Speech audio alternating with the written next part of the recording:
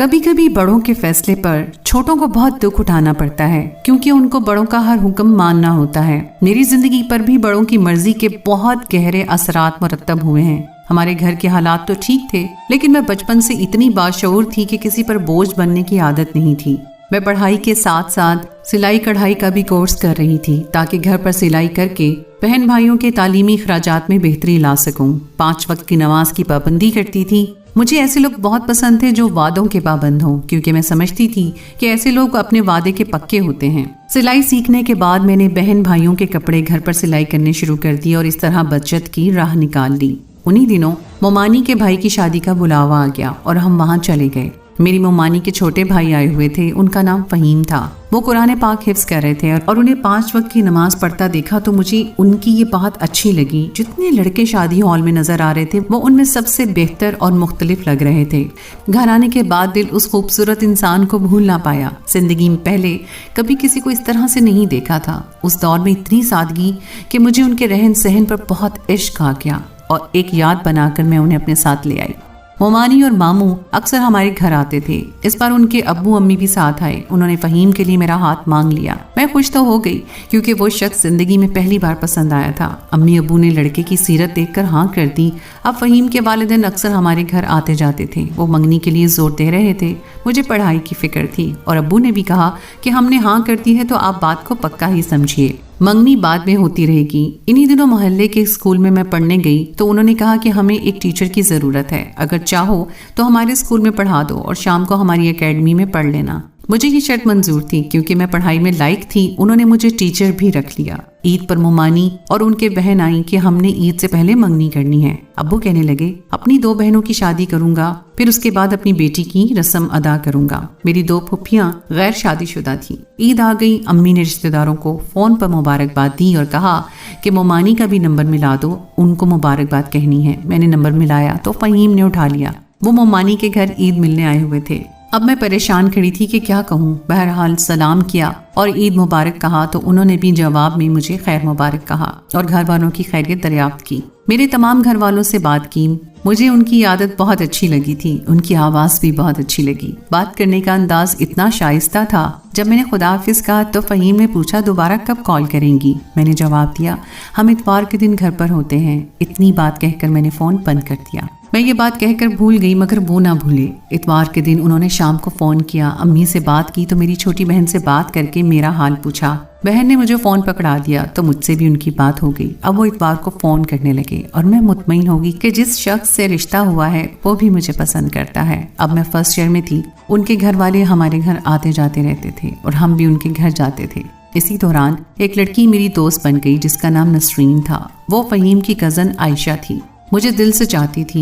उन दोनों ने हमेशा मुझे नेकी की तरगीब दी। खुदा हर किसी को अच्छे दोस्त दे जिससे जिंदगी खूबसूरत हो जाए। कहते हैं कि एक अच्छा दोस्त खुदा की अता होता है और मुझ पर खुदा का करम था। इस इतवार को फहीम का फोन आया। वो अच्छी बातें करते थे, जिंदगी के असूल बताते, खास तौर पे ये कि हमेशा माँ बाप की फर्माबरदारी करना, जो वो कहें उनका हुक्म बजा लाना, तुम्हारी जान पर ही क्यों ना बन जाए। वक्त तेजी से गुजरने लगा, यहाँ तक कि दूसरी ईद आ गई। उस दिन फहीम ने मेरे सब घर वालों से बात की, लेकिन मुझसे बात ना हो सकी तो रात को फोन किया। मेरे दिल को भी इंतजार था, लिहाजा बात करते हुए मेरी आवाज बंद हो गई। फहीम ने पूछा क्यों ईद के दिन उदास लहजे में क्यों बोल रही हो, खैर तो है। मैंने अपना खदशा जाहिर कर दिया कि आप अपना इरादा ना बदल लेना। बेशक अम्मी अब्बू मंगनी की रस्म नहीं कर रहे, मगर उनका इरादा आपकी तरफ का है। उन्होंने जवाब दिया मैं भी अपने इरादे पर कायम हूँ। वादा करता हूँ कि तुमको ही शरीक हयात बनाऊंगा, लेकिन आगे अल्लाह की मर्जी है, क्योंकि आने वाला वक्त किसी ने नहीं देखा। जिन दिनों मैं सेकंड ईयर में थी, एक रोज आंटी आ गई। उस दिन बारिश हो रही थी और मौसम बहुत खूबसूरत था। मैं उनको देखकर हमेशा की तरह खुश हो गई। मुझे खुश देखकर वो बोली नाज चलो जरा बाहर चहलकदमी करते हैं, बूंदाबांदी में लुत्फ आ जाएगा। मैं उनके साथ चल दी। बारिश थम गई। बहुत प्यारा मौसम था। सामने पार्क था। 2 घड़ी वहां चलकर बैठते हैं। फहीम की माँ और मैं पत्थर के बेंच पर बैठे। कहने लगी नाज तुमसे एक बात कहनी है, मानोगी? मैंने जवाब दिया आंटी आप कहें, आपकी बात मानूंगी। आपका हुक्म सर आंखों पर। हम चाहते हैं कि तुम्हारी शादी फहीम के छोटे भाई नईम से करें। ये मैंने इसलिए कहा है कि फ़हीम ने मैट्रिक के बाद पढ़ाई छोड़ दी थी, जबकि तुम कॉलेज में हो। अब तुम अपने घर वालों से कहो कि मुझे फ़हीम से नहीं नईम से शादी करनी है, क्योंकि नईम भी कॉलेज में पढ़ता है। उनकी ये बात सुनकर मैं हैरत ज़दा रह गई। दिल की ऐसी कैफियत हुई कि बदन को आग लग गई और आंखों से आंसू बहने लगे। बमुश्किल इतना कैसे की आंटी, क्या फ़हीम मान जाएंगे? हाँ, वो मेरा फर्मा बरदार बेटा है, मैं उसको मना लूंगी, उसे मनाना हमारा काम है। अब मैं कोई जवाब न दे सकी। बारिश हुई थी, लगता था आसमान रोया है। मेरी आंखों से आंसुओं की झड़ी लग गई। हम तुम्हारे नाम शहर वाली कोठी लिख देंगे, हमारी खुशी पूरी कर दो, हम तुम्हारी हर बात मानेंगे। हिम्मत करके मैंने कहा कि मैंने तो कभी नहीं सोचा कि वो पढ़े लिखे नहीं हैं। इंसान का किरदार खूबसूरत होना चाहिए, वो जैसे भी है मेरी नज़र में ठीक है। मुझे उनके बदले दुनिया की कोई नेमत नहीं चाहिए, प्लीज़ आप ऐसा ना करें। मगर वो ना मानी। मुझे यकीन था कि फ़हीम खुद भी और उनके वालिद भी आंटी के इस बदलते फैसले को कबूल नहीं करेंगे। वो तो मुझसे बहुत प्यार करती थी, लेकिन जब किस्मत साथ छोड़ जाए तो ज़िंदगी गुजरना मुश्किल हो जाती है। रात गुजर गई। सुबह आंटी ने फिर मुझसे कहा, नाज बेटी मेरी बात पर गौर करना। मैं समझ ना पा रही थी मैं अब क्या करूं। आंटी तो चली गई और मैं भी बेजान इंसान की तरह दिन गुजारने लगी। अचानक ख्याल आया क्यों ना फ़हीम से बराह रास्त इस मसले के बारे में बात करूं। फ़ोन करके बताया। वो बोले सोच कर जवाब दूंगा, और परेशान हो गए।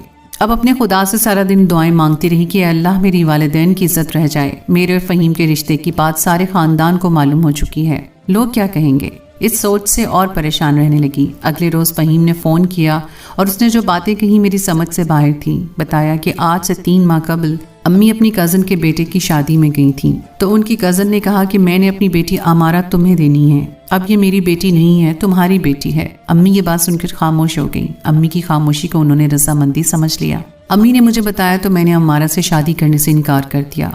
अब वो भी नहीं मानी, लेकिन अम्मी कहती हैं कि मैं अपनी बेटी को इनकार नहीं कर सकती। फ़हीम के लिए तो अमारा ही लूंगी। अलबत्ता नाज का रिश्ता नईम से कर लेते हैं, दोनों पढ़ रहे हैं। तालीम याफ्ता का जोड़ तालीम याफ्ता से ही बनता है, जबकि अमारा सिर्फ 8वीं पास है। मैं नहीं मान रहा था तो माँ रोने लगी। कहा कि मेरी बात नहीं मानोगे तो दूध न बख्शूंगी। आखिर हर्ज क्या है, अगर तुम्हारा रिश्ता अमारा से और उसका नईम से हो जाए। हम नाज के वालिदैन से इनकार तो नहीं कर रहे। अब अम्मी ने मुझे इस कदर मजबूर कर दिया कि माँ की हुक्म अदूली से जी डरता है। नाज मुझे माफ़ कर देना, क्योंकि मैंने यही सीखा है कि वालिदैन की फरमाबरदारी में ही आफियत है। ख़ास तौर पे माँ को कभी नाराज़ नहीं होने देना चाहिए। नाज खुदा के लिए मुझे माफ़ कर देना, मैंने तुम्हारा दिल दुखाया है, लेकिन क्या करूँ, अम्मी की मिन्नत समाजत को भी नज़रअंदाज नहीं कर सकता।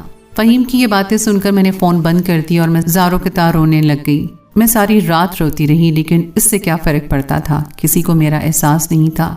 रात उसकी बातें याद करके मैं रोती रहती। उसने हफ्ते के बाद फिर फ़ोन किया। मुझे माफ़ कर दो, मैं कसूरवार हूँ। मुझे पता है तुमने मुझे दिल में जगह दी थी, इसीलिए तुम्हें बहुत तकलीफ से गुजरना पड़ रहा है। आप अपनी दुनिया बसाएं फ़हीम, हमारी खैर है। मैंने बड़ी हिम्मत करके जवाब दिया तो फ़हीम बोले, तुम खुद अपने वालिदैन से मुझसे शादी के लिए इनकार कर दो और मेरे छोटे भाई से शादी का इजहार कर दो। उम्मीद है वो मान जाएंगे, क्योंकि उन्होंने रिश्ता करना है, बड़े से न सही छोटे से सही, बात तो एक ही है। मैंने कहा अगर आप अमारा से शादी पर रजामंद हैं तो ठीक है, मैं आपकी ज़िंदगी से दूर हो जाती हूँ। मैं आपके साथ शादी से इनकार कर दूंगी, मगर इस शर्त पर कि आपकी भाभी नहीं बनूंगी। मेरी ये बात सुनकर वो रोने लगा। मैंने कहा रो क्यों रहे हो, रोने के लिए मैं जो हूँ। आप अमारा को कबूल कर रहे हैं तो फिर खुशी खुशी कबूल करें। कुछ दिनों बाद मुमानी आई और अलहदा कमरे में मुझसे बात की कि नाज खुदारा फ़हीम से शादी से इनकार कर दो और नईम का रिश्ता मान लो। हमारी मजबूरी है, अगर फ़हीम से अमारा का रिश्ता नहीं करेंगे तो मेरी वालदा अपनी बरादरी से हमें काट देंगी। अमारा बड़ी है, उसका रिश्ता छोटे से नहीं हो सकता, वरना मैं बात बना लेती। वो भी मिन्नत समाजत करने लगी। मैंने एक बार मोमानी को हाथ जोड़े और मिन्नत की कि ऐसा ना करें, मुझे ये फैसला कबूल नहीं, मुझे बहुत दुख है, इसके अलावा मैं और क्या कर सकती हूँ। मैंने कहा मैं बेबस हूँ। आखिर मैंने कह दिया कि आप जीत गई और मैं हार गई। मेरे साथ मेरा खुदा है, वही दुख और खुशियाँ देता है। जो मेरे नसीब का दुख था मुझे मिल गया है, शायद कभी खुशी भी मिल जाए। एक रोज़ फ़हीम के अब्बू का फ़ोन आया। बोले तुम परेशान न हो, हम ज़रूर तुम्हें अपने घर ले आएंगे। मगर वो नहीं समझ सके कि ज़िंदगी मैंने गुजारनी है। मैंने बात टाल दी। उन लोगों के फैसले बदलने से मेरा दिल बहुत रोता था। उनकी दिल गिरफ्तगी को देखकर मैंने कहा मैं अभी शादी नहीं करना चाहती, आगे पढ़ना चाहती हूँ। फिलहाल मुझे फ़हीम और नईम दोनों कबूल नहीं है, आप बेफिक्र हो जाएं, अल्लाह ताला बेहतर करेगा। सालाना इम्तिहान में चंद दिन बाकी थे कि फ़हीम का फ़ोन आया। बताया कि सुबह मेरी अमारा से मंगनी है, मुझे माफ़ कर देना। ये सब कुछ मैंने अपनी वालदा की फरमा बरदारी में किया है, वरना मेरा दिल चाहता है कि मैं तुमसे शादी करूं मेरे ऊपर क़यामत टूट पड़ी थी। आंसू एक पल को रुकने का नाम नहीं ले रहे थे। मोमानी आई हुई थी, मेरी तरफ देखकर मुझे गले लगाया। वो रोने लगी, लेकिन अब सिवाय रोने के और क्या कर सकते थे। वो दिन कभी नहीं भूलेगा। दुआ की कि खुदा तुम्हें और तुम्हारे घर वालों को ढेरों खुशियाँ अता करे, मेरी खुशियाँ भी उनको मिल जाएं। उसके बाद कभी उन लोगों ने हमसे बात ना की और ना ताल्लुक़ रखा, कभी किसी ने फ़ोन तक नहीं किया।